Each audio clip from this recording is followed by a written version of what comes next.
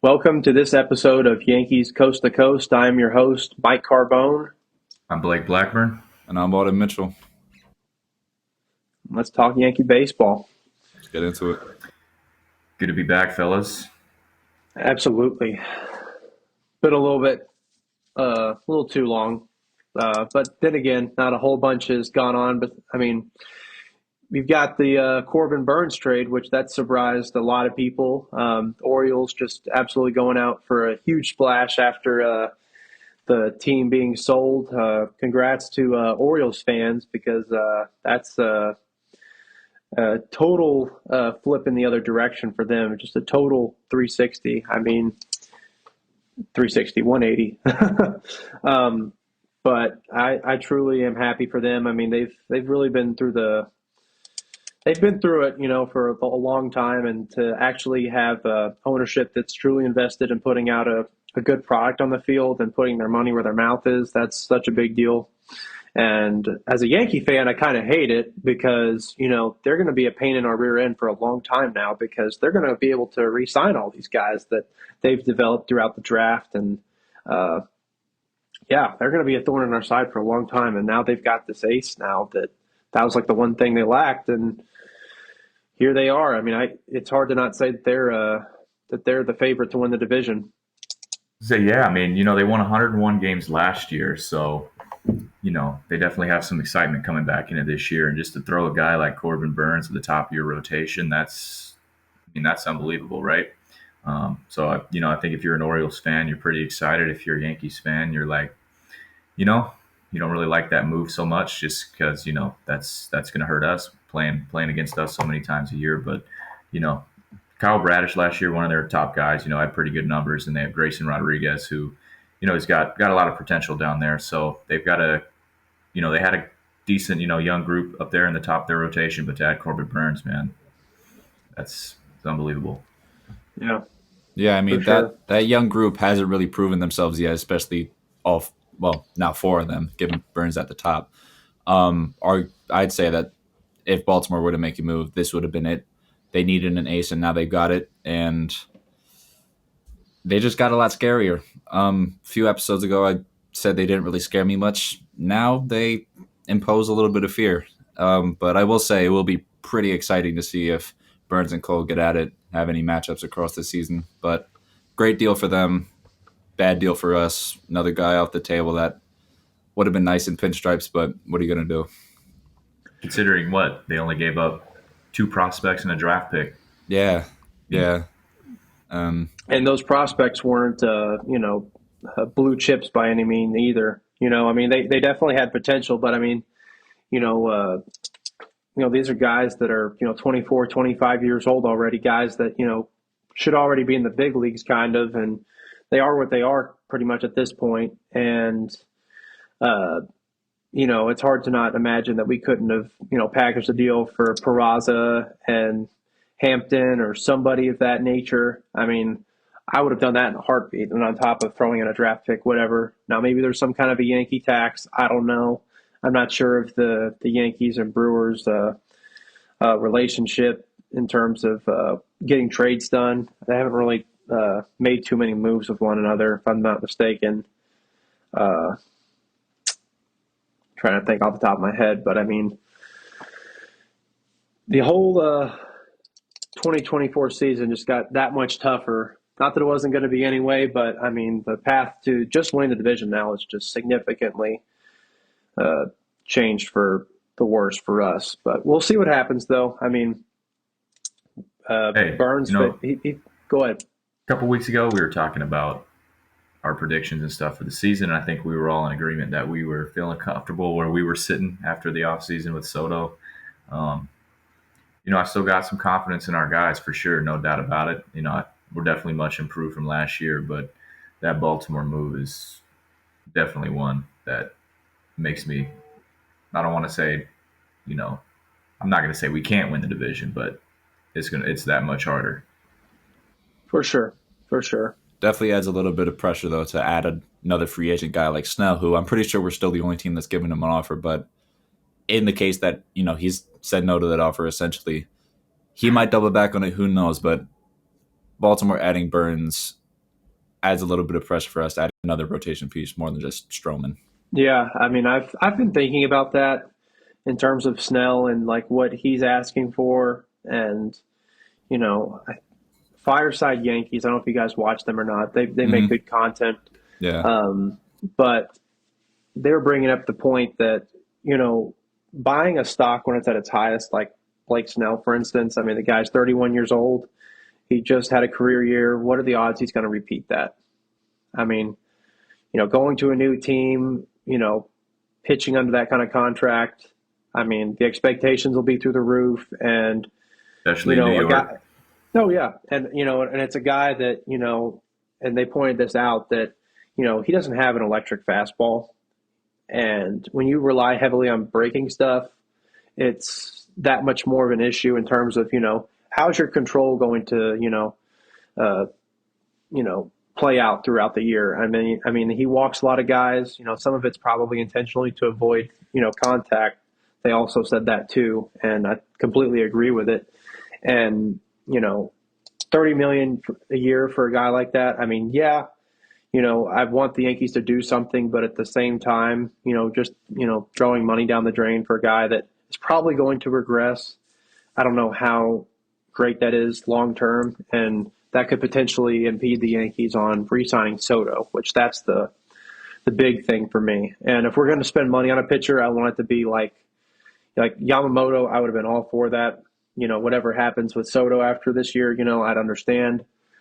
I'd still want to go out and get him, obviously, but I mean, Snell. I mean, Montgomery's probably the most sure thing, but even then, how much do you want to pay him? There's so yeah, it's 30. I mean, but he had all these guys that I mean, Bellinger's another guy too. These guys all they've got their issues. They're not some uh, blue chip free agent by any means, because I mean, you look at Bellinger. I mean, yeah, he had this great year this year, but what was he in 2022, 2021? I mean, the guy was a total shell of himself, and even then, coming off the year he had, how likely is he to repeat that? You know? Yeah, I mean, talking about Snell, I personally, on this free agency side, off-season side of starting pitchers, I personally believe that we're not going to make a move. That's my feeling, and see how the season plays out and who becomes available. Once we hit July, hit the summertime, and the trade market starts heating up, we'll see who becomes available. But adding a starting pitcher, my personal feeling is that if we do add somebody, it will be in the season uh, around the trade deadline. But we'll see. well, if we don't get a rotation guy, it'd be nice to get somebody in the bullpen. But even then, as we approach spring training, our options are starting to get limited with who's signed. There was Maton, went to the Rays. Wandy signed with the Padres, who was a guy we were kind of skeptical of after last year. Who else? Hector Neris is going to Chicago, and our guy from last year came in at the end of the year, Kenyon Middleton, St. Louis. So those options are starting to you know dwindle, and the dominoes are starting to fall, and free agents are starting to sign. Yeah, out of everybody left, I think Lou Trevino is probably the only one I'd have confidence in. I mean, Matt Blake has worked miracles before, so it wouldn't be too out of the Yankees' depth to go out and sign damn near anybody. But at the same time, Trevino is the only one with a proven track record, especially in pinstripes. Yeah. No, I agree. I mean, like you said, Auden, Matt Blake, he's been very good at getting the most out of these relievers. I mean, you look at guys like Ian Hamilton. I mean, where the hell did Ian Hamilton come from? I mean, just out of left field completely. And he was, one of our most consistent relievers before he got injured last year. And when he came back, wasn't quite the same guy, but I have a very strong feeling that he's going to bounce back and be a very vital piece in the bullpen this year. And then Clay Holmes, same kind of thing. I mean, look what he was in Pittsburgh to where he is now. Uh, you know, totally different pitcher, a guy that's been an all-star with us. So I mean, there's definitely potential there, and but at the same time, it would be nice to get one more guy, to kind of lock down that bullpen and not for it to be such an unknown. But I guess the Yankees feel good with what they have in house. I mean, there's probably guys that are, non-roster invitees to spring training that we don't know about particularly, but they might feel good about, giving a smaller role in the beginning of the year and, seeing if it develops into something more and, starts pitching, pretty pivotal innings for us down the stretch. We'll see what happens, though.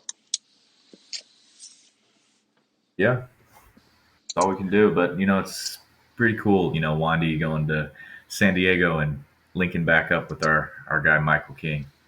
Yeah, And no, for Higgy. sure. And Higgy. Yep. Yeah. Is Gary still there or no? I don't know. Gary's a free agent right now. He's still a Is free he? agent? Okay.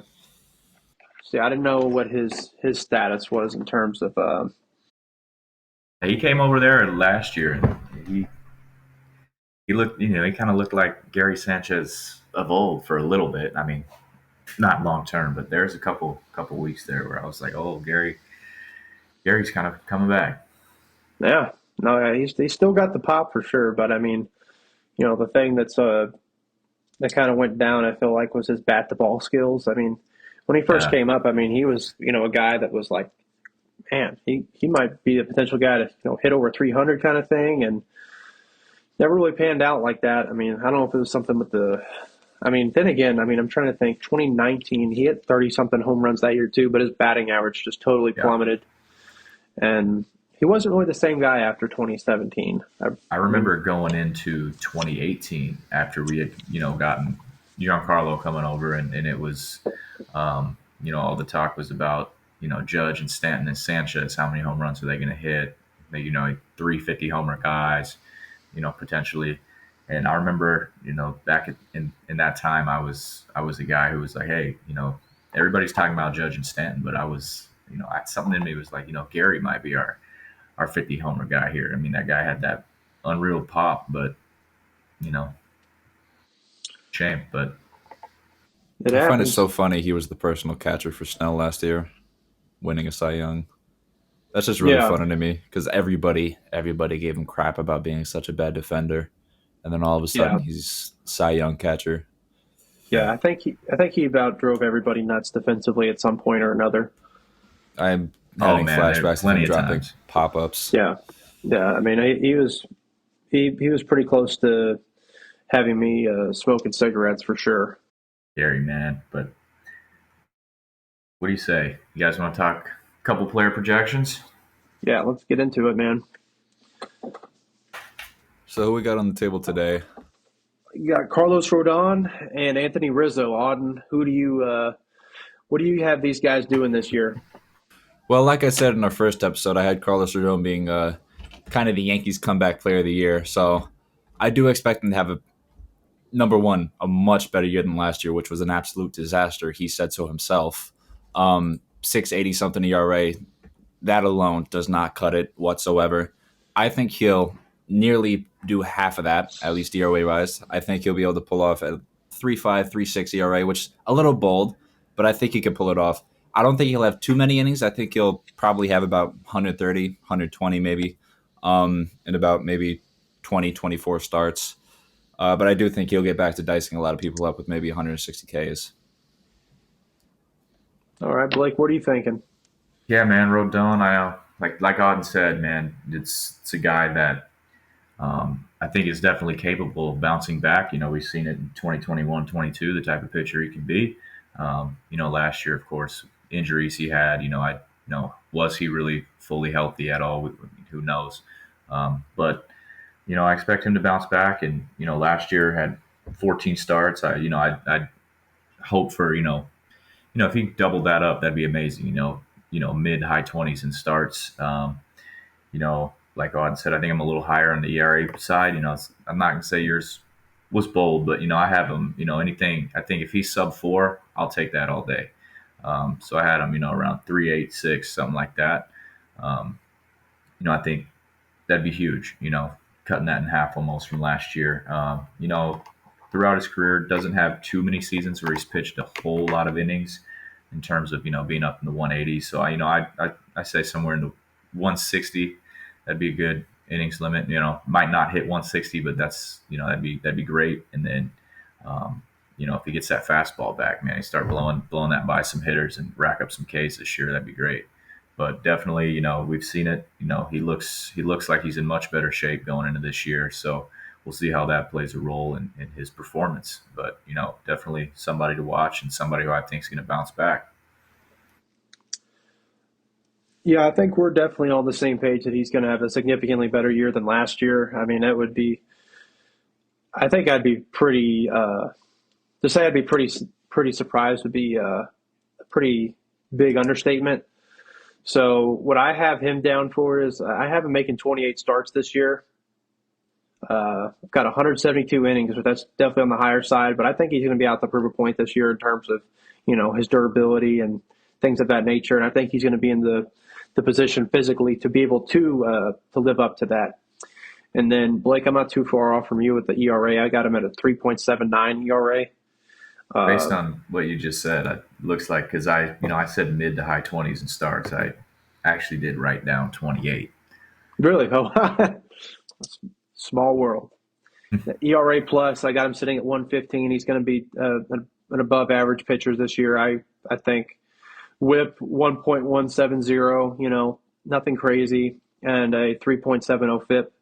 I definitely think he's going to, having his back to healthy is going to be going to play such a huge role for him because if your back's messed up, you know, and people out there that have had back issues, they get it 100% that you're absolutely nothing about your back, and Mm-hmm. if that's barking, you can look at so many guys throughout history that have had just magnificent careers, and if they start having back issues, then it's always something they have to fight with, and always something they're going to have to deal with the rest of their lives, at least professionally. So I think Rodon's in the place to take care of that this year. I mean, it looks like he's in better shape, and we'll see what he's like in spring training here. Pitchers and catchers report here in about a week Later and a this half. month. Yeah. Yeah. Coming up. So Coming I mean, up. it's It's usually happening. right around my birthday. Yeah. So it's coming. And he's already been And doing some work, right? oh yeah. He's been down there in Tampa with Yeah, probably half of the 26 man's down there right now. I mean, you got Judge, DJ, Glaber. Uh, yeah. I want to say, Boys getting some early bonding in. yeah. They definitely seem to have got some camaraderie going right now, so that's good. Good vibes starting out the season, and hopefully they gel together real nice. I know Stroman's down there; he's already pitching bullpens as well. Aaron Boone mentioned that when he was on the Talking Yanks a few days ago. But Rodon, we'll see what happens. But we got Anthony Rizzo now. Auden, what do you think he's going to do coming back off that brutal 2023? That last year was rough. I mean, the Tatis collision that was rough. I mean, he was so hot before that the first few months of the year. I don't think he's going to be back to that form. Starting off, maybe he'll get back to it towards the end of the season, but I don't think we're going to see that Rizzo, at least not this year. I think he'll have a pretty subtle, about 250 average, OPS maybe around 770, with some pretty mild production for Anthony Rizzo standards. I think he'll get about 25 home runs, and we've seen him get about 30 last few years. And then I think about 70 ribbies knocked in across the year. Yeah, I mean, definitely expect a bounce back, like Auden said before that collision with Tatis over there. In late May, he was batting 300 and had, 11 home runs and over 30 RBIs, and that he was one of our best hitters in the lineup. And to that point, and then it obviously drastic change after that point. I definitely was not fully healthy, after that point again, until he shut it down at the end of the year. But kind of similar to Auden, honestly, I had him at 247, some kind of not crazy. Batting averages aren't as high as they used to be. So around 247, I think some Rizzo if he stays healthy and he's back to himself. You know, I could definitely see him though with that short port still putting up 26, 27 home runs if he stays on the field. He's got the swing for it, and RBI is probably in between 70, 75. Especially if he's going to be still batting 3, 4, 5 in that range. Definitely he's going to have some opportunities to drive some runs in. But we'll see how he bounces back. I know last year was probably tough on him because he's a competitor and he wants to be out there, and he knowing that he wasn't at his best. That probably got to him a little bit. So I'm sure he's motivated to get back out there too, and try to perform for New York. I know he's a guy that it seems like he loves being a Yankee. So a lot of excitement for him, personally coming into the season.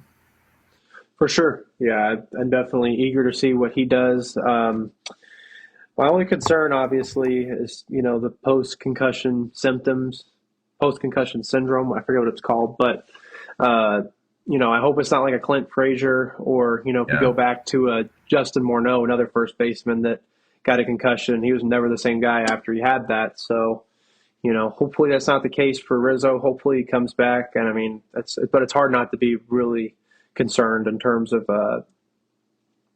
him playing for, what was it, two and a half months Something like that. yeah, Yeah. something like I mean, after the May to fact. I mean, that couldn't have been good for him. I know that no, much, and obviously it wasn't good for him statistically either, or the Yankees from a winning standpoint. I mean, I think he was like statistically the worst hitter in baseball after May 27th when he got hurt.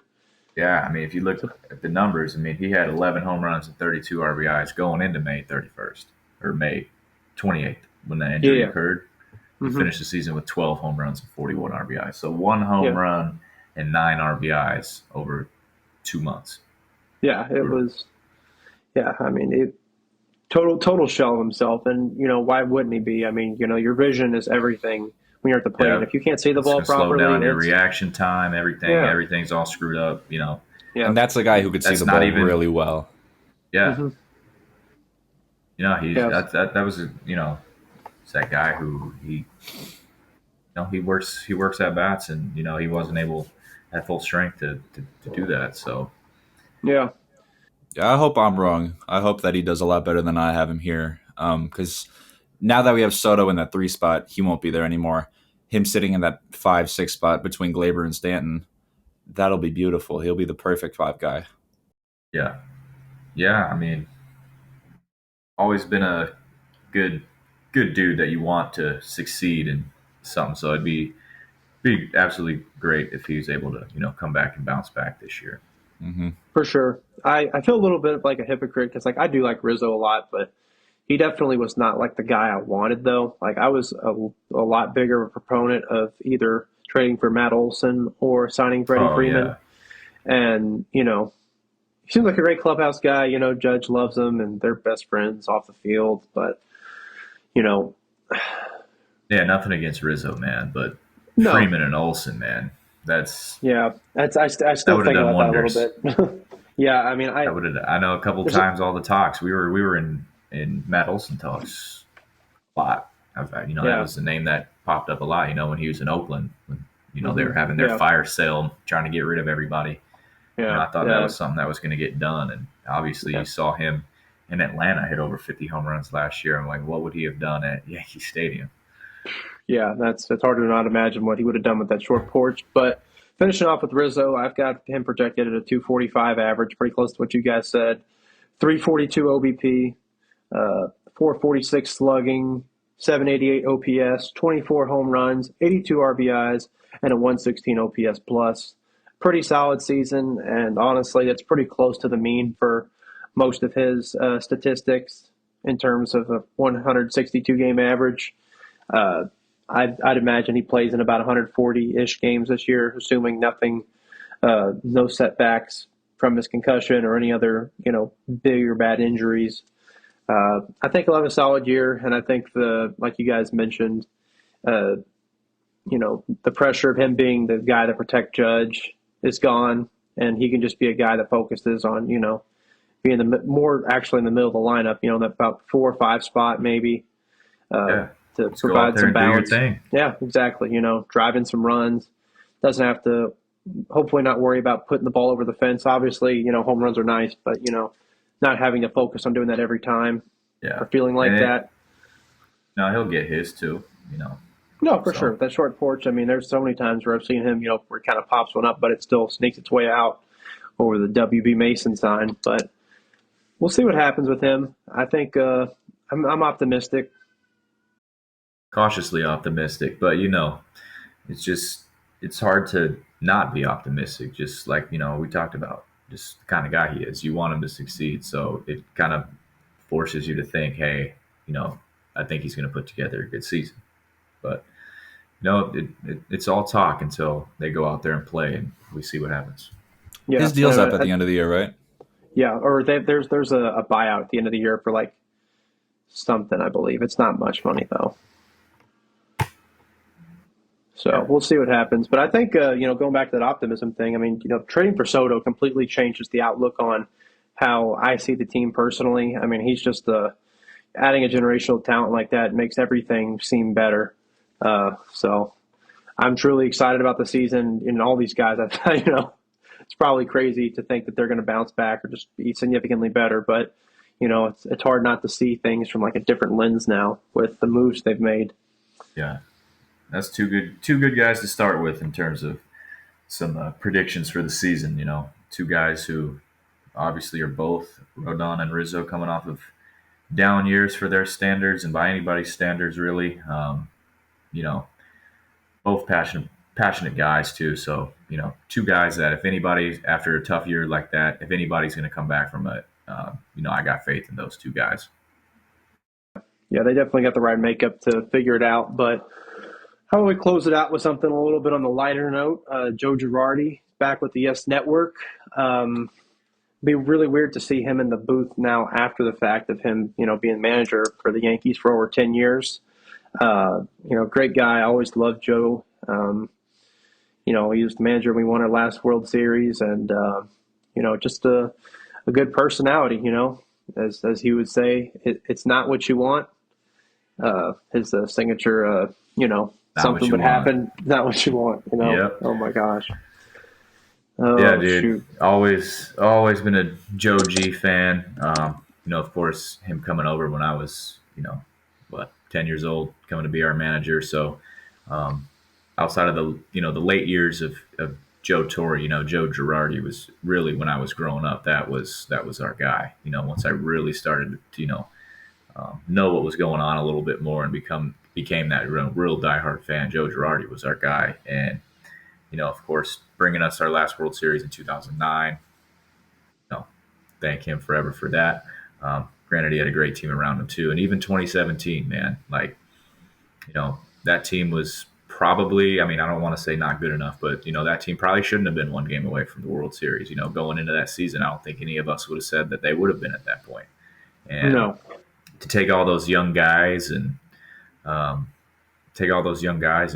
them right there and that was phenomenal year, and it's a shame how it finished, but it's the way it goes sometimes. Yeah, I mean, I was only 5 during that 2009 year, so I don't really have any memories of that at all. But that 2017 year broke my heart. But the fact that he took the rebuild year with that roster, I mean, we had guys like Sonny Gray, who wasn't that great with us. We had Greg Bird. What are some other not fantastic names that were on that team? Castro, Gregorius. Chase Headley, Oh. Todd Frazier. I'd say Gregorius was pretty good around that time. Yeah, he was. I'm just, it was like 14 to 16. He wasn't as, but even still, besides the point, the fact that he took that team within one game of the World Series against what would become the Dynasty Astros is pretty incredible. And I just wish we had, similar performances with our manager with the teams he's been given as of late. But now that we have this lineup, hopefully things go similar to. Because if you think back at it, we have not been that close to the World Series since that point. The closest we've been is 2019 when we were 2 games away from the World Series. Mm-hmm. We were 1 game away with the World Series, and every team outside of last year, but like almost every team that Boone has had on paper is better than that 2017 on paper. Obviously, the way they played is different, and we haven't even gotten back to that point. So that's definitely something that always is, kind of stuck to me. Is we had this guy Girardi, he took us here, and we get rid of him, bring in a new guy, and haven't gotten that far since. Yeah, I think the year that really sticks out to me with Girardi is 2013 with all the injuries they had that year, and they still, won 85 games. To me, it was extremely impressive. Given all the the has-beens they signed on 1-year deals. The And some Travis of those Hafners, lineups, man. Vernon Wells, Lyle Overbay. Oh my God. Lyle Overbay, man. That's a big Zoilo Almonte, That's a man. big There's some names Jason Nix. Oh yeah. in those lineups, man. That was an interesting time. Yeah. So Joe G, it's great to have you back. I will say, I don't know if you guys want to think about this or not, but um, the last time Girardi was in the booth was 2007, and then the next year he became manager. Do you think this is kind of like a way to prop the door open to potentially bring him back if things don't go that great this year? Given his relationship with the organization, the familiarity, uh, you know, something that I'm not saying that that's going to happen, but if Yeah. things don't go So that well, I mean, and if there's not a bunch of injuries to blame everything on, I think this would be Boone's last year. I don't want it to be like that for Boone. I know Boone seems like a great guy. Obviously I want to see him win. Uh, but it is interesting that they brought him on like that again.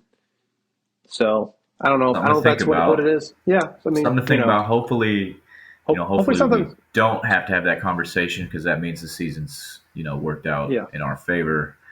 Things are going well, but with a team like this that they've kind of put together, especially after last year, if they don't do anything with it, then yeah, I mean, I'm not gonna lie to you guys. I mean, I'd say after the 2022 season, after the last couple of seasons, I won't lie, I've honestly been kind of over Boone, but um, I still like Aaron Boone. I just, some of his decisions for me, um, you know, raise questions, but I do love the way he is with the guys in the clubhouse, and he sticks up for the guys. So that's what I do really like about Aaron Boone.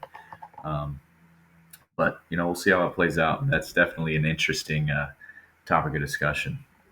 Yeah, I mean, I will say Boone has warmed up to me, but at the same time, you're looking for wins, not a friend, when you go to a manager. Yeah, I think I'd much rather Girardi in the dugout than in the booth. But you know, be interesting to see what Boone does this year. Like I said, with the roster he's been given, but like Blake said, in the past few years, he's made very, very poor decisions that a lot of people have questioned. for sure. He's got a lot of baseball experience, and I think the one thing that Girardi has going against him is uh, you know, the fact that, you look at the Phillies in 2022 when he got fired and then they went on to go win the pennant yeah, and they were up 2-1 on the Astros in the World Series. Um, that was the last time he was in the dugout and it obviously didn't go that great. And, the team had significant success after he left. Now, whether that was just because the team was not playing well and he didn't have as much to do with it, I'm not sure. But obviously, it doesn't help his case in that regard. But I still have high regards for him, and it'll be good just to hear his perspective in the booth. I'm obviously biased, but I love hearing Paul O'Neill talk about the game. David Cohn's such a great baseball mind. Uh, Michael Kay's a great announcer, yeah. and I can go on and on. I mean, I miss Ken Singleton, but Oh man, yeah, it's still weird that he's not there anymore. Old I Kenny. was at I was at the last game he commentated, and I remember when they did roll call, they started calling his name at the end of it. Uh, oh, that's awesome. Look out. Look out. Okay. Old Always Kenny. love that. Every now and then he'd get the old play-by-play call. Yeah, yeah. He called A Rod's 500th home run. What else? There's a couple of other pretty 500 I significant. was there the day before. Yeah, Missed it. yeah. Blake, you just needed to go during the day game because that was back when they had all the flash bulbs going off at night. Yep. A lot harder to hit back then, at night whenever you had, something like that, something of that stature. It's pretty distracting for sure. Something you don't really think about anymore because you don't really see it. Super Bowl next week. I mean, that was you see all the flash bulbs go off for the kickoff. You don't see that anymore. It's kind of weird. Mm-hmm. But yeah, we'll see what happens between now and next episode. See if any more moves take place. Gives us something more to talk about. But here in a few weeks, pitchers and catchers. So that's exciting. Yeah, we're almost there, man. We're so close. I absolutely cannot wait to have the Yankees to come home to every single day, pretty much. After work. That's the best. The only Baseball thing I season is the don't like, best. the only thing I don't like about out here where I'm at is they start at 4 o'clock. Oof. Yeah, yeah. It's almost like you should move or something, Blake. Hey man, sooner rather than later, it's gonna For happen. sure. All right, fellas. I think that wraps it up. Hope you guys enjoyed. Have a great rest of your week, and let's go Yanks. Go Go Yankees, Yankees. man. Catch you next week.